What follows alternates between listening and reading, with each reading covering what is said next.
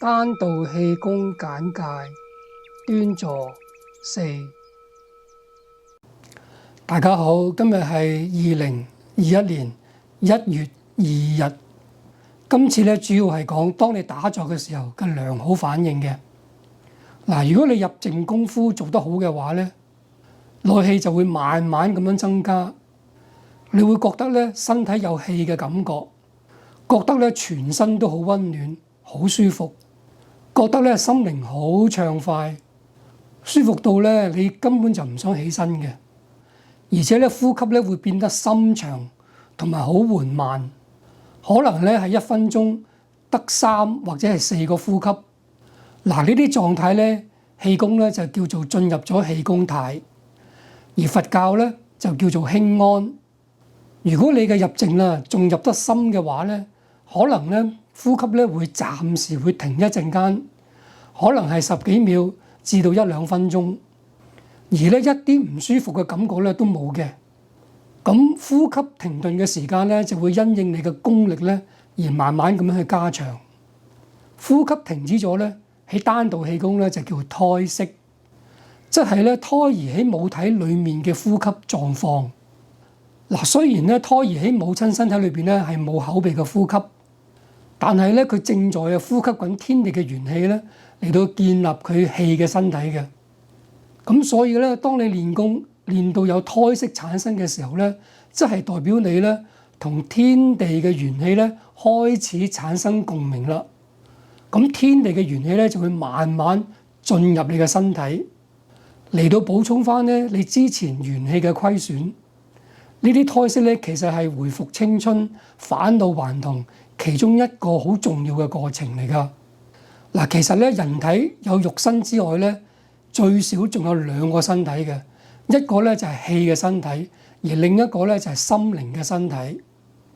就好似咧冰山咁樣樣，喺水面見到嘅就係代表肉身，喺水入邊睇唔到嘅咧就係代表咗氣嘅身體同埋心靈嘅身體。嗱，咁樣咧你就可以意會到氣嘅身體同埋心靈嘅身體，其實佢哋嘅潛能咧係比起我哋肉身嘅潛能係大好多好多倍㗎。其實人嘅潛能真係好大，而丹道氣功咧就係要去發掘呢啲身體裡面所蘊藏嘅潛能。嗱，其次嘅就係口水會越嚟越多啦。咁如果口水好多啦，咁咧就要慢慢吞落去，想像呢啲口水由口經過喉嚨，一直咧咁樣落到去肚臍嘅下丹田。咁仲要咧，當啲口水經過喉嚨嘅時候咧，要發出咕嚕咁樣嘅聲音。咁目的咧就係要疏通喉嚨嘅經絡。嗱，雖然咧口水只係到達到胃啫，但係跟住口水嘅內氣咧，就會一直咧咁樣去落到下丹田、肚臍嗰個位置嘅。如果你啲口水係苦臭嘅咧，就千祈唔好吞落去啦。呢一啲係排毒嘅現象，你應該咧將呢啲苦臭嘅口水咧吐咗佢。咁跟住咧，你會感覺到你身體裏面咧係會有暖流嘅產生嘅，下丹田或者腎臟咧會溫暖，甚至咧會發熱添。如果你練功練到腎臟發熱咧，咁你嘅身體咧已經改善咗好多噶啦。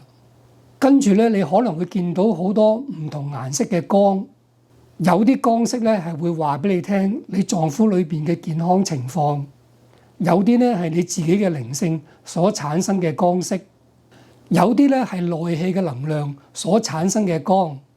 一般咧好嘅光色咧有紫色啦、白色或者係金色。如果打坐見到呢啲光咧，暫時唔好理佢，除非咧你有師傅教你點樣去處理。嗱，日後咧，當你能夠進入更加深度嘅入靜嘅時候咧，你可能會見到潛意識裡面嘅景象嘅，你可能會見到仙佛啦，你可能會見到天堂啦，你可能會見到好靚嘅風景啦。嗱，如果見到好嘅嘢咧，唔好咁興奮。相反，當你見到恐怖嘅景象咧，亦都唔需要驚。因為咧，全部都係假嘅。呢一啲其實係對你入靜嘅考驗，你千祈唔好理佢。你只要依照翻你之前做緊嘅入靜嘅功夫，咁樣繼續練落去咧就得啦。嗱，練功嘅時間咧應該每一日最少半個鐘頭，慢慢增加到1個鐘。如果能夠練到每一日咧2個鐘咧，就更加好添。我聽我老師講啊，如果你能夠每一日練8個鐘頭以上咧，咁樣維持1個月咧，就會有神奇嘅效果產生。咁其實我到依家咧都好可惜，未有呢一個機會咧去嘗試咁樣做。其實我真係好希望咧，能夠喺嚟緊呢1-2年咧，能夠有機會咧完成練功8小時以上嘅願望。嗱，練完功咧就要收工啦。其實收工同練功係一樣咁重要嘅。嗱，收工嘅目的咧就係將你辛苦練翻嚟嘅陽氣咧儲存翻喺下丹田裡面。如果唔係咧，呢啲陽氣咧就會散走咗出去噶啦，就會白白浪費咗你練功嘅時間。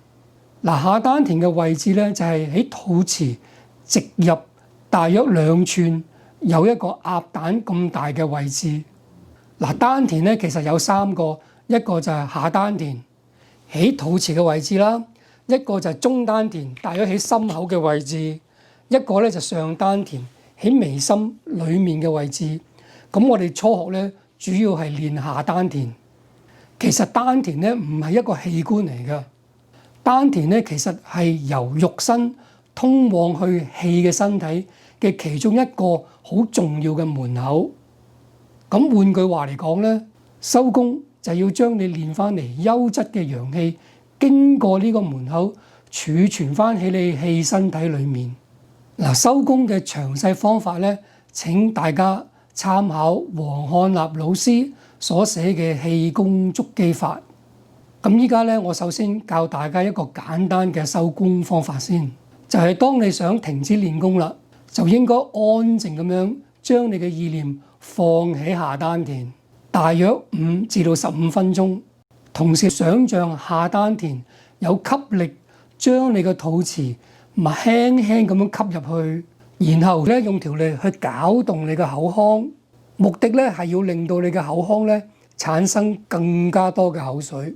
然後咧就將呢啲口水分開3次吞落去，同時想像呢啲口水咧經過口、喉嚨、食道一路咁樣落到去下丹田，然後再重複咁樣用條脷咧去攪動你嘅口腔，等佢咧產生更加多嘅口水，然後再吞口水，咁樣重複做3-4次。其實咧做得越多次咧越好嘅。但係要記得吞口水嘅時候咧，要喺喉嚨嗰度咧發出咕嚕咁樣嘅聲音，然後咧就起身散步3至5分鐘，目的咧就係要令到啲內氣咧回復翻平穩同埋正常，同埋咧要沖散聚積喺關節裡面嘅內氣，咁樣咧就完成一次嘅練功啦。最後咧，我想講嘅咧就係，其實喺練功裡面嘅每一個動作、每一個姿勢，同埋每一個要求咧，都有佢嘅理論同埋目的嘅。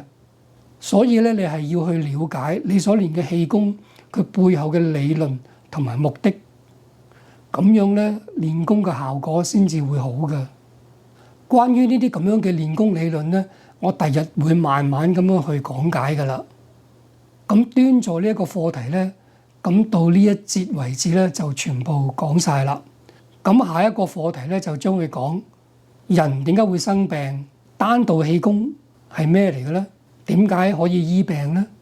咁今次就到此為止啦。多謝各位收睇。